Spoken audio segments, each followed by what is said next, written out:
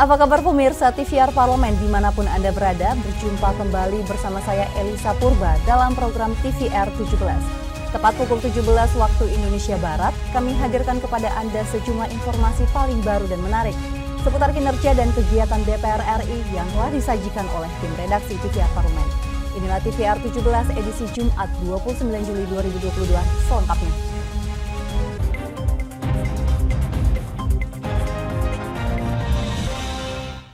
Di tengah ancaman resesi global yang mulai meluas ke beberapa negara, Komisi 6 DPR RI meminta pemerintah memperhatikan skala prioritas dalam pemulihan ekonomi nasional.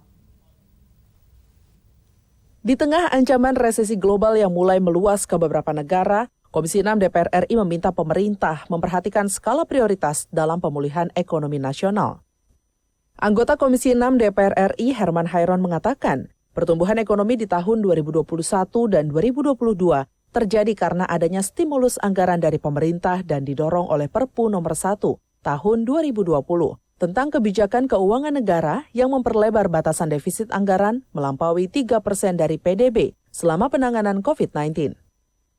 Sehingga menurutnya, pemerintah harus melihat skala prioritas dan mencari formula dalam melakukan program pemulihan ekonomi nasional agar nantinya di tahun 2023 kebijakan defisit kembali di angka maksimal 3% dan ekonomi dapat tetap tumbuh. Nah, tetapi bahwasanya kita juga punya beban. Kan pertumbuhan karena dipicu oleh stimulus anggaran yang kewenangan sepenuhnya ada di pemerintah.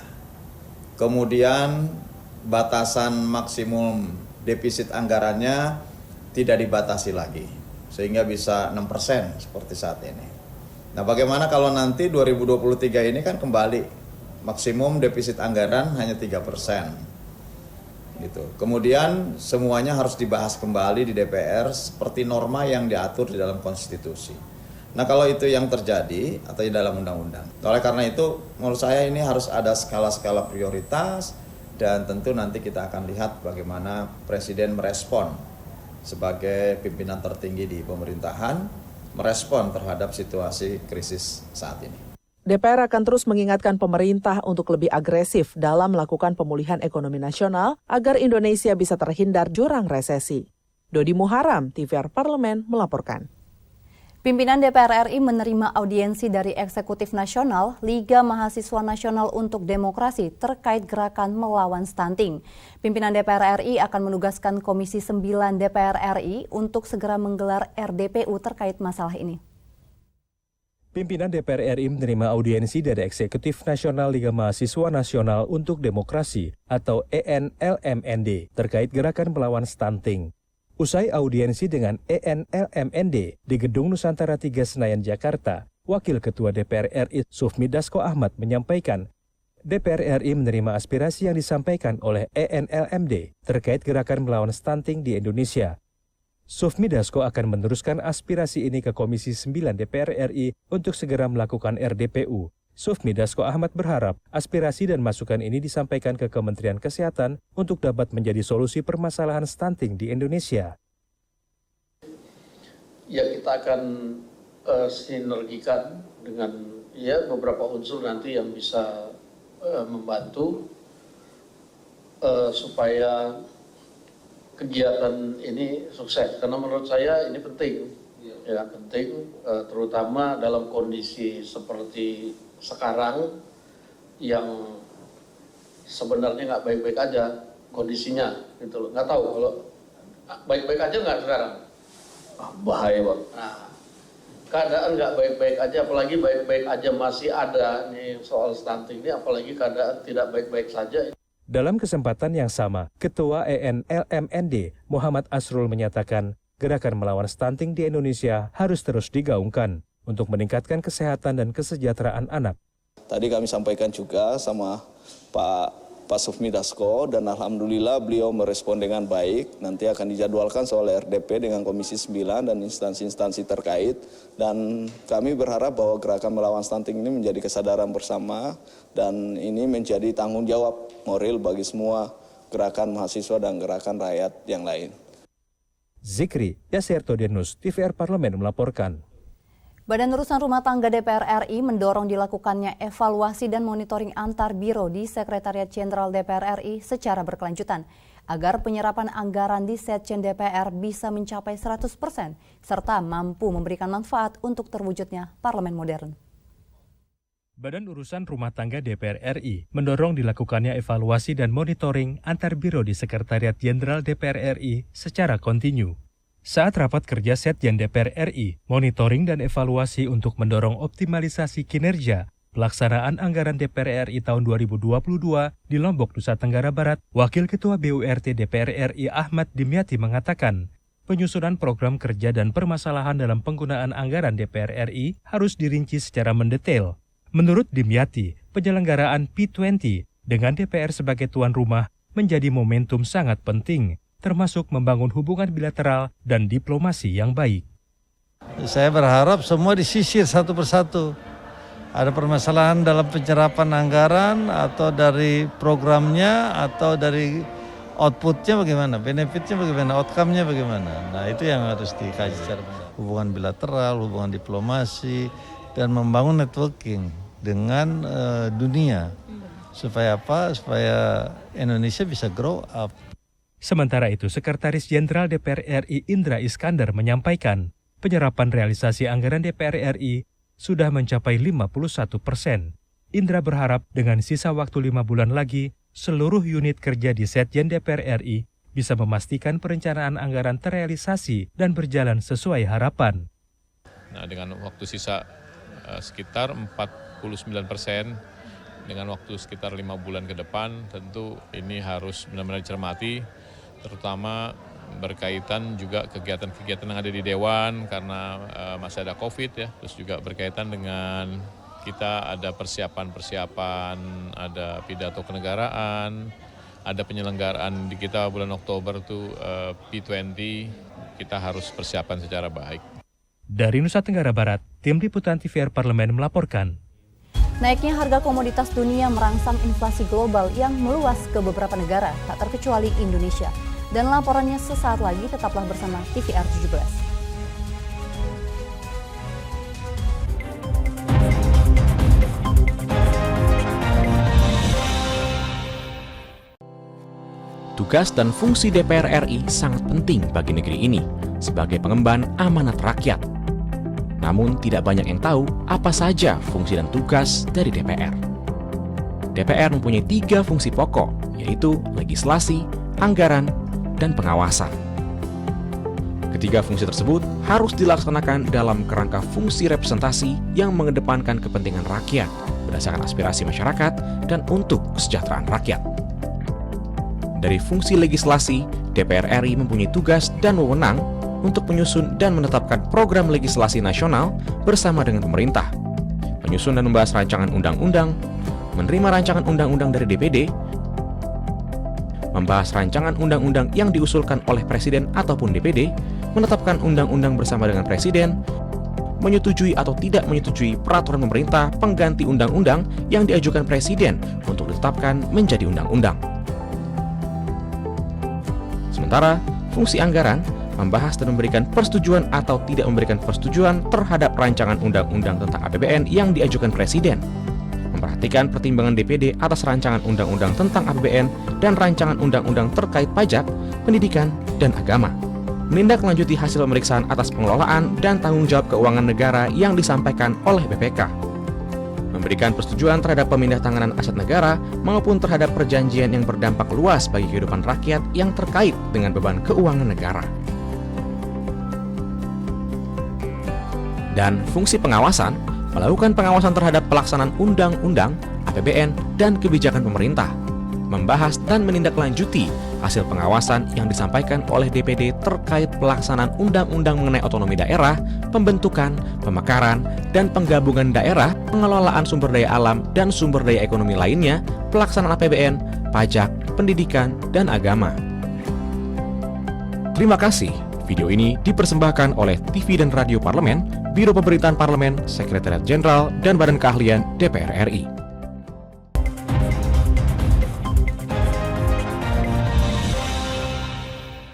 Kembali di TVR 17, karut-marut bahan pangan menghantui lonjakan inflasi. Setelah kenaikan harga minyak goreng selama berbulan-bulan lamanya, kali ini ekonomi nasional dibayangi kenaikan harga pangan. Indonesia perlu mewaspadai bayang-bayang krisis ekonomi akibat inflasi dan kebijakan moneter global agar tidak terjebak ke dalam jurang resesi. Berikut liputan mendalam yang telah dirangkum oleh tim redaksi TVR Parlemen dalam segmen Editorial Parlemen.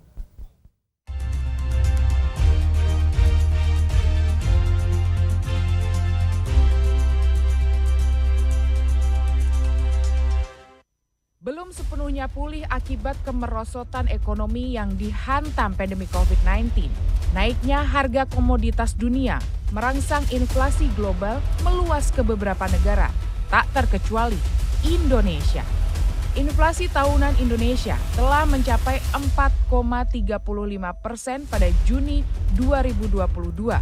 Angka tersebut merupakan yang tertinggi dalam 5 tahun terakhir. Bayang-bayang resesi ekonomi global semakin nyata. Untuk menekan inflasinya, Bank Sentral Amerika Serikat atau The Fed pun resmi menaikkan suku bunga acuan sebesar 75 basis poin menjadi kisaran 2,25 sampai 2,5%. Menteri Keuangan Sri Mulyani Indrawati mengatakan, berkaca dari sebelumnya, kenaikan suku bunga Amerika Serikat biasanya selalu diikuti dengan krisis keuangan di negara-negara berkembang. Sejak akhir tahun 2021, harga sejumlah komoditas pangan terus merangkak naik. Meski sejumlah harga pangan kini relatif turun, salah seorang pembeli di Pasar Senen Jakarta Pusat tetap mengeluhkan besaran harga yang ditawarkan penjual. Menurutnya, harga eceran kebutuhan pokok masih relatif mahal. Masih tinggi itu 70. Kan tiap hari belanja, jadi kalau ini kan susah juga. Bawang udah agak mending dia turun, sekarang 50. Dulu kan sampai 80 tuh kemarin. Kayak rawit gitu kan sampai 125, sekarang udah 75 ya udah mending lah. Menanggapi hal ini, anggota Komisi 11 DPR RI Anis Biarwati menegaskan, pemerintah perlu memprioritaskan penggunaan APBN tahun 2022 untuk sektor UMKM dan pangan. Menurutnya, jika harga bahan pokok dapat distabilkan, hal ini akan mendorong peningkatan daya beli masyarakat, sehingga angka inflasi dapat ditekan dan Indonesia terhindar dari jurang resesi. Dan ini yang juga kita sering ingatkan pemerintah. Jadi sekarang saja kan ibu-ibu sudah menjerit gitu bagaimana harga cabai dan sebagainya akibat dari inflasi bahan pangan yang tidak terkendali. Karena itu kita mewarning atau memberikan peringatan kepada pemerintah untuk bisa memperbaiki kondisi ini. Berarti anggaran untuk PEN itu harus diefektifkan ya. Seperti bantuan untuk UMKM, untuk sektor real itu benar-benar harus diawasi dengan baik, termasuk juga bantuan untuk sosial ini tetap perlu ya, karena masyarakat tetap membutuhkan bantuan-bantuan itu. Beberapa waktu lalu, Wakil Ketua Banggar DPR RI, Cucun Ahmad Samsurijal, juga meminta pemerintah tetap menjalankan program pengaman jaring sosial dan subsidi energi bagi masyarakat luas. Untuk mengamankan kebutuhan pangan nasional, ia menilai komoditas unggulan nasional seperti sawit bisa digunakan sebagai daya tawar kepada negara lain. Menghadapi faktor beberapa negara yang mempunyai daya tawar tinggi terkait penukaran tata niaga, seperti kita butuh gandum dari mana, kita butuh kedelai dari mana. Ini kan pasti saling menahan kan, saling menahan. Kayak kemarin kita punya di sawit atau di apa. Nah ini kan harus ada sedikit pelonggaran. Krisis eksternal ini harus menjadi catatan dan penyelesaiannya harus diambil. Sejalan dengan itu, Menteri Koordinator Perekonomian Airlangga Hartarto mengatakan, pemerintah akan tetap menjalankan program subsidi serta bantuan sosial bagi masyarakat untuk menjaga daya beli masyarakat dan inflasi nasional. Alhamdulillah, DPR dan pemerintah melalui Banggar sudah menyetujui bantalan untuk subsidi energi sebesar 424 triliun. Sehingga Indonesia bisa menjaga tingkat inflasi di level 3,4 sampai dengan 4%.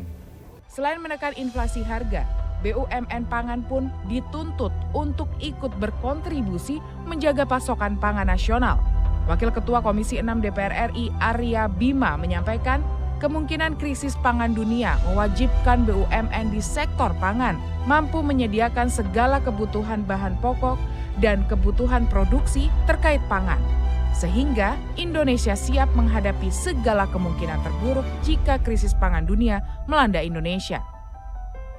Terjadi krisis pangan dunia, maka peran daripada BUMN harus ada di depan untuk leading dan leader di dalam menavigasikan berbagai kebutuhan bahan pokok dan barang penting lainnya terkait dengan pangan. Ini yang penting karena menghidupi 270 juta rakyat Indonesia ini tidak mudah. Dalam keadaan normal pun kita kesulitan. Selain menjaga fluktuasi harga pangan, DPR RI berharap bisa mematok harga eceran tertinggi yang tidak memberatkan alias menyesuaikan daya beli masyarakat. Tata kelola dan impor pangan pun harus dievaluasi untuk menghindari kenaikan harga akibat gejolak global. Tim Liputan TVR Parlemen melaporkan.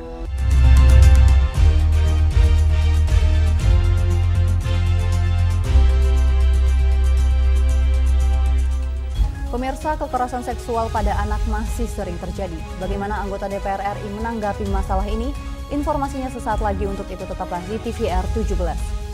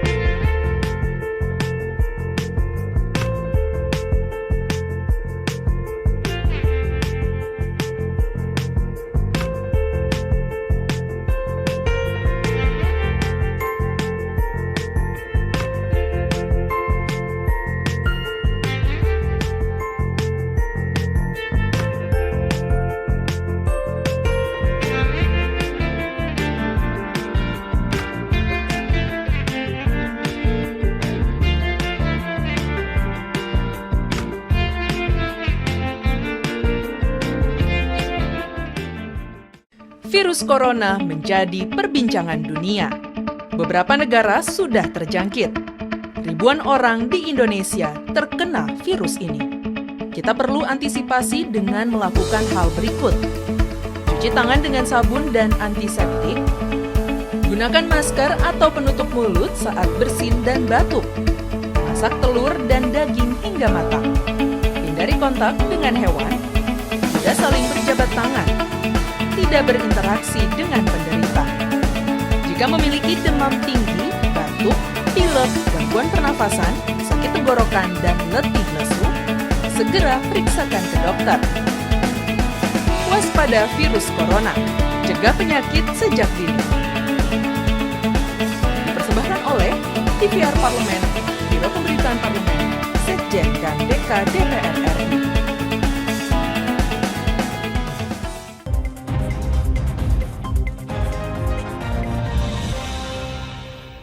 Kembali di TVR 17. Pemirsa, semenjak disahkannya Undang-Undang Tindak Pidana Kekerasan Seksual atau Undang-Undang TPKS, laporan soal kekerasan seksual semakin meningkat. Ini membuktikan masyarakat mulai peduli dan sadar hukum pada penanganan masalah kekerasan seksual yang terjadi di sekitar kita. Terlebih lagi masalah serius soal kekerasan seksual yang terjadi pada anak-anak. Dan berikut ini wawancara langsung dengan anggota Komisi 8 DPR RI, Sely Andriani, bersama rekan kami, Alfat Rizky. Pemirsa TVR Parlemen dimanapun Anda berada, tadi sudah sama-sama kita saksikan diskusi forum legislasi yang membahas terkait dengan darurat kekerasan anak dan juga implementasi dari Undang-Undang TPKS. Saat ini saya sudah bersama dengan salah satu anggota Komisi 8 DPR RI, yaitu Ibu Sely Andriani dari fraksi PDI Perjuangan, di mana kita akan berbincang-bincang lebih dalam terkait dengan implementasi Undang-Undang TPKS ini. Baik Ibu Sely melihatnya implementasi Undang-Undang TPKS ini sudah seperti apa, Bu? Ya, saya bersyukur bahwa undang-undang ini sudah menjadi undang-undang. Tinggal bagaimana eksekusi dari undang-undang tersebut di dalam implementasi kemasyarakatannya bisa betul-betul berjalan sebagaimana mestinya. Alhamdulillah hari ini kita sudah merasakan bahwa banyak sekali masyarakat yang sudah berani speak up. sudah berani melaporkan. Jadi kalau kita mendengar atau melihat melalui media bahwa seolah-olah kasus kekerasan seksual bukan hanya kepada anak saja, tetapi kepada semua orang dengan kasus yang berbagai macam ini adalah seperti bola salju, bahwa itu adalah salah satu bentuk kekuatan bahwa Undang-Undang TPKS sudah mulai berjalan. Artinya ranah edukasi kepada masyarakat yang paham tentang perlindungan terhadap para korban, kemudian pelaku sudah mulai bisa diberikan semacam jeratan hukum yang setimpal, itu menjadi keberanian kepada para masyarakat untuk berani berbicara. Nah, tinggal bagaimana nanti pemulihan, kemudian penanganan yang akan diberikan kepada dari negara kepada mereka yang mungkin masih perlu disesuaikan, karena memang hari ini kita baru tahapan peraturannya. Jadi mudah-mudahan ini bisa dalam waktu secepatnya disahkan oleh pemerintah. Bu, kendalanya dalam implementasi dalam Undang-Undang TPKS ini apa sih, Bu? Kendala yang paling krusial ini sebetulnya adalah di aparat penegak hukum, karena kita menyadari bahwa masih minim aparat penegak hukum, baik itu di penyidik maupun dari aparat kejaksaan maupun dari hakim yang paham terhadap kasus-kasus KS. Jadi memang di dalam Undang-Undang TPKS sendiri bahwa apabila aparat penegak hukum ini masih belum paham terhadap kasus-kasus KS, maka akan diberikan disposisi dari kejaksaan atau mungkin dari aparat yang lebih tinggi untuk ditentukan siapa yang akan menangani kasus tersebut. Tetapi ini adalah salah satu bukti bahwa kita akan memberikan perlindungan, dan insya Allah kasus-kasus tersebut tidak akan tidak akan ada buying time ya. Artinya kasus tersebut masuk ke dalam ranah hukum, maka akan secepatnya kita eksekusi, seperti itu. Baik, Bu. Berarti tadi terkait dengan aparat penegak hukum yang belum terlalu itu, berarti perlu dilakukan seperti apa, Bu, untuk kedepannya, Bu? Ya, kalau berdasarkan undang-undang maka harus ada semacam pelatihan dan edukasi dari aparat penegak hukum seperti yang disampaikan oleh Pak Kapolri, bahwa ke depan nanti di kepolisian akan ada satu divisi untuk perlindungan hukum, perlindungan perempuan dan anak, dan mudah-mudahan ini bisa menjadi semacam terobosan dan hadiah untuk masyarakat bahwa ke depan memang aparat kepolisian ada khusus yang menangani urusan perempuan dan anak. Terakhir dari saya, Bu, DPR RI dalam mengawal untuk Undang-Undang TPKS ini bisa diimplementasikan dengan baik, Bu. Bagaimana ke depan, apakah hanya sekedar pengawasan atau apa perlu yang dilakukan, Bu?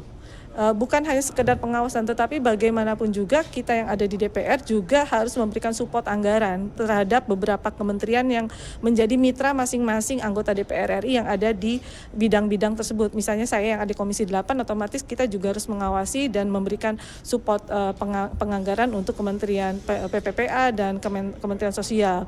Kemudian kawan-kawan yang di Komisi 10 mungkin juga harus memberikan support anggaran untuk Kementerian Pendidikan dan Kepemudaan, karena bagaimanapun juga beberapa kementerian tersebut juga membutuhkan support anggaran khusus untuk menangani masalah kekerasan seksual, termasuk juga aparat kepolisian yang ada di Komisi 3 seperti itu. Ibu Sally, terima kasih atas waktunya. Baik pemirsa TVR Parlemen, itulah tadi bincang-bincang saya dengan salah satu anggota Komisi 8 DPR RI, yaitu Ibu Sally Andriani. Terima kasih telah menyaksikan forum legislasi pada edisi kali ini. Terima kasih, sampai jumpa. Dan pemirsa, sesaat lagi kami hadirkan kepada Anda sorotan media nasional seputar DPR RI. Usai jeda tetaplah di TVR 17.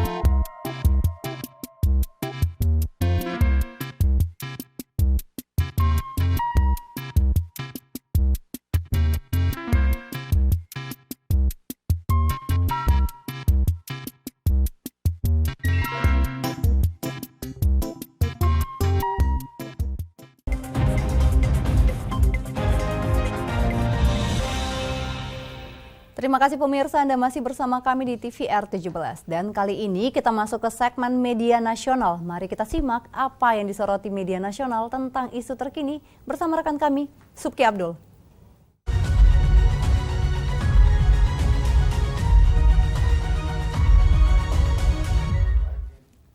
Halo, selamat sore pemirsa. Apa kabar Anda di hari Jumat 29 Juli 2022? Bertemu kembali bersama dengan saya, Subki Abdul. Pemirsa TVR Parlemen, mari kita bahas apa saja menjadi headline media online pada sore hari ini. Yang pertama, ini datang dari Komisi 3 DPR RI soal kasus Brigadir J menjadi pertaruhan bagi institusi Polri. Bisa pemirsa saksikan di layar kaca televisi Anda ini terkait dengan sejumlah media online nasional pada sore hari ini. Ini pengusutan kasus kematian Brigadir Nofriansyah Yosua Huta Barat atau Brigadir J menjadi momentum pertaruhan citra Polri. Jika Kapolri tidak memberikan rasa keadilan kepada masyarakat terkait dengan kasus yang melibatkan petinggi Polri, Irjen Polisi Verdi Sambo, maka kepercayaan publik terhadap kepolisian ini akan hilang. Pemirsa, Wakil Ketua Komisi 3 DPR RI Ahmad Syahroni menilai transparansi dalam kasus kematian Brigadir J di rumah Kadif Propam Polri nonaktif Irjen Polisi Verdi Sambo ini dapat menjadi momentum bagi Polri untuk memperoleh kepercayaan publik. Dalam perkembangan kasus Brigadir J, Syahroni menilai kepolisian maupun lembaga-lembaga terkait telah menunjukkan upaya penyelidikan dengan transparan dan juga terbuka kepada publik. Menurutnya, apapun hasilnya nanti, kepolisian maupun lembaga terkait seperti Komnas HAM, tim forensik, dan juga lain-lain telah berusaha sebaik mungkin mengungkap kasus tersebut. Syahroni pun juga menegaskan transparansi sangat penting pemirsa demi meningkatkan kepercayaan publik atas penanganan kasus Brigadir J oleh kepolisian. Menurutnya, spekulasi yang beredar begitu liar membuat penanganan kasus ini secara terbuka menjadi sangat signifikan untuk menjawab keraguan publik. Syahroni pun juga mengatakan Kapolri Jenderal Listio Sigit Prabowo sudah berkali-kali ini menegaskan Polri akan membuka hasil autopsi dan juga penyidikan lainnya dalam kasus tersebut. Ia meyakini Kapolri akan menepati janji karena menjadi momentum transformasi Polri untuk adil dari dalam diri sendiri. Bagaimana pendapat Anda pemirsa? Ini juga yang mungkin disampaikan oleh sejumlah pihak untuk tidak berspekulasi macam-macam apapun terkait dengan kasus tersebut.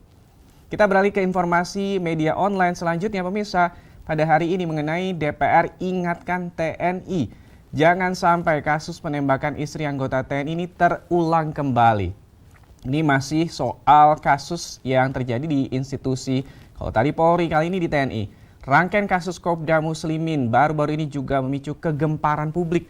Di tengah masih bergulirnya penyidikan terhadap kematian Brigadir J, kedua kasus ini juga sama-sama nih diawali insiden penembakan. Terkait dengan hal ini, anggota Komisi 1 DPR RI Effendi Simbolon angkat bicara. Ia menilai wajar apabila TNI melakukan autopsi terhadap jenazah Kopda Muslimin yang ditemukan tewas di Kendal, Jawa Tengah pada hari Kamis lalu, 28 Juli 2022, tepatnya kemarin, di rumah saudara ataupun juga orang tua dari Brigadir ataupun juga dari Kopda Muslimin. Sebab autopsi bisa memastikan penyebab tewasnya Kopda Muslimin dan tidak memunculkan spekulasi tengah masyarakat. Pemirsa, sementara itu, anggota Komisi 1 DPR RI TB Hasanuddin juga meminta semua pihak, terkhusus untuk TNI, mengambil hikmah atau pelajaran. Hasanuddin mengingatkan kepada prajurit TNI yang lain bahwa soal masalah dalam rumah tangga merupakan suatu hal yang wajar. Namun menurutnya jangan sampai mengambil tindakan yang gegabah dalam menyelesaikan masalah, apalagi sampai menghilangkan nyawa. Di sini juga disampaikan Hasanuddin meminta para komandan dari setiap prajurit TNI berperan aktif agar kasus serupa tidak terulang kembali. Kita tunggu nanti apakah akan dilakukan autopsi terkait dengan Kopda Muslimin. Dan pemirsa, itu tadi headline media online dari dua institusi atau juga informasi. Yang pertama dari Komisi 3 DPR RI menyatakan penyelesaian kasus Brigadir J jadi pertaruhan bagi institusi Polri. Juga dari Komisi 1 DPR yang mengingatkan TNI agar jangan sampai kasus penembakan istri anggota TNI terulang kembali. Dan selamat berakhir pekan, kita kembali ke rekan kami. Elisa, silakan.